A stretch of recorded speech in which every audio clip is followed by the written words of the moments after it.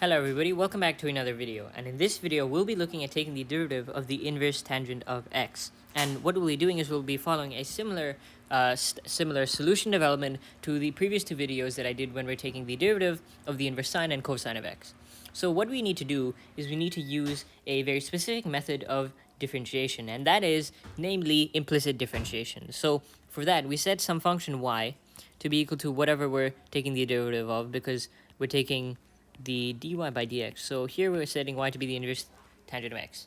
And what we want is we want to find dy by dx, because what we see is that if we take the derivative with respect to x on both sides, the derivative of y with respect to x is dy by dx, and then we get the derivative of the inverse tangent of x. So that is what we're trying to find. So hence we need to see that we need to isolate for dy by dx. But if we take the derivative of the inverse tangent of x immediately, we don't know what that is. So we need to avoid circular reasoning there, and we need to do a few more things. So the first thing we see is that whenever we have the tangent and then of the inverse tangent of x, that will always return x, or the input. And more generally, if we have a trig function of that corresponding inverse trig function, it'll always return the input. So if we have now, if we take the inverse, or if we just take the regular tangent on both sides, so this is now assuming you take the tangent of y and then the tangent of the inverse tangent of x, these will cancel, and you're just left with the tangent of y being equal to x. And now what we can do is we can indeed safely take the derivative with respect to x on both sides, because we know how to take the derivatives of these things. So what do we do now? Well, what's easier to do? Well, we can see the derivative of x with respect to x is just going to be a 1, so that is fine. Then taking the derivative of tangent of y. Well, we see that y is not a variable that is invited in the x world, and it is neither a constant. So what we see is that y is a function of x. Y is the inverse tangent of x. So when we're taking the derivative of a function of another function, we need to use the chain rule. So we take first the derivative of the outside function. So the derivative of tangent we know is secant squared x, like so. And we did that in my previous video. One of my previous videos, we looked at the derivative of tangent and cotangent. And then what we need to do is we need to multiply by the derivative of the inside function. So the derivative of y, which is the inside function with respect to x, is precisely dy by dx. So that is cool, we're onto something. All we need to do is we need to solve for this dy by dx. And how do we do that? Well, we divide both sides by secant squared, and actually this is a y, that was a joke. That was a slight mistake. We have to take the derivative of the outside function, keep the inside function, then multiply by the derivative of the inside function. So we have the inverse secant of y, and that's being divided on both sides, the square of the secant of y. So we have now dy by dx, because we treat this like a regular equation where we have some a, let's say dy by dx is y is equal to 1. Now to solve for y, we see that y is just 1 over a. So anyways, here, if we take dy by dx, that's just now equal to 1 over the secant squared of y. And we now can use the relationship between the secant and the cosine, namely that they're reciprocals of each other, and see that 1 over secant squared, well, that's just 1 over secant y times secant 1 over secant y, which is cosine y times cosine y, which is just cosine squared y. So if we have 1 over and then some secant squared, secant to the power of n of y, that's going to be cosine n of y. So that's equal to now cosine squared of y.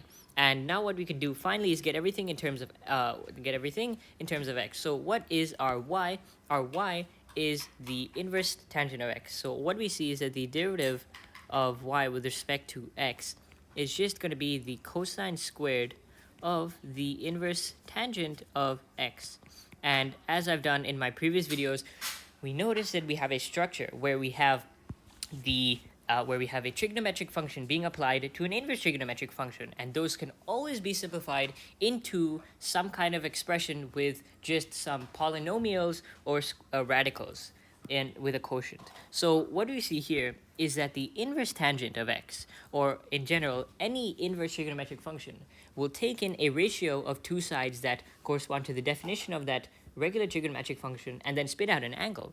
So here we see that the tangent of x is the opposite over the adjacent, and taking the inverse tangent of x will take in the ratio of the opposite and the adjacent side lengths that are already known, and then return the angle theta. So let's say we have an angle here, theta.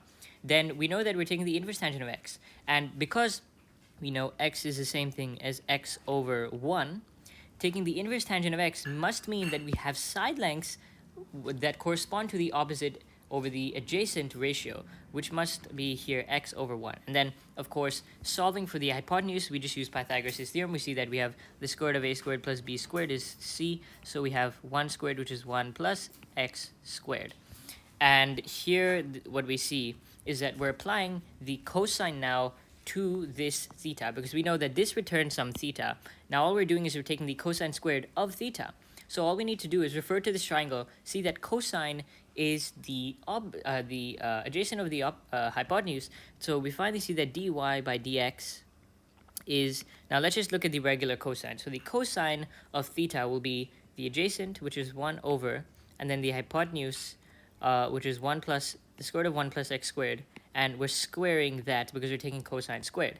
And we finally see that dy by dx, we can see that this is a quotient, so we can distribute the square to each term in this quotient, which is 1 squared over the square root of 1 plus x squared squared. The square root and the square will cancel. 1 squared is 1, so we see that this is equal to 1 over 1 plus x squared. So that is pretty cool. That is how you get the derivative of the inverse tangent of x. We see this so many times, but now we finally get to see how this really works. And this all goes back to the point where we see that if we have a trig function of an inverse trig function like so, we can always simplify this because we see that an inverse trig function will take in a ratio of 2 side lengths, which must mean that we can construct a right angle triangle with those side lengths and then apply whatever trigonometric function is on the outside, because that returns a theta. And the cosine regular trigonometric functions take in an angle theta as the input and then spit out what the side length must be. So here, anyways, we see that the dy by dx is 1 over 1 plus x squared. So that was it for today's video, and thank you for watching.